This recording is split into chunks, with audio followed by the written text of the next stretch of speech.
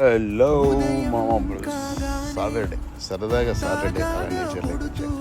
Nature మనకు అన్నీ నేర్పిస్తుంది, మనం కూడా అన్నీ నేర్చుకోవాలి. ఎప్పుడు చూసినా ఏదో ఒకటి చేసుకుంటే ఏదో ఒక టెన్షన్స్, ఏదో ఒక నెగిటివ్ ఆలోచన. ఎప్పుడు చూసినా ఫ్యూచర్ గురించి, జరిగిపోయిన దాని గురించి అని ఆలోచిస్తుంటామే. కానీ ఇప్పుడు ఏముంది, ప్రస్తుతం ఉన్నదాన్ని ఎంజాయ్ చేయలేకపోతున్నాం. అయ్యో అప్పుడు అది ఉంటే బాగుంది, అప్పుడు భవిష్యత్తులో అది ఉంటే బాగుంది. ఒక కావాలి, భవిష్యత్తు కూడా కావాలి. ప్రస్తుతానికి అతిగా ఆలోచించి over thinking, what ever happen, take it positive. Anything మన చేతిలో లేనప్పుడు, ఏది కూడా మన చేతిలో లేనప్పుడు మనం ఏం చేయాలి? ఏది జరిగినా యాక్సెప్ట్ చేయాలి. That's it, life is that's it. అదేలా అవుతుంది తప్ప అన్ని ప్రాబ్లమ్స్ ఉన్నాయి, కష్టం ఉంటాయి. మనం ఎవరేం చేయలేం, కష్టాలు వస్తాయి, మనం ఏం చేయలేం.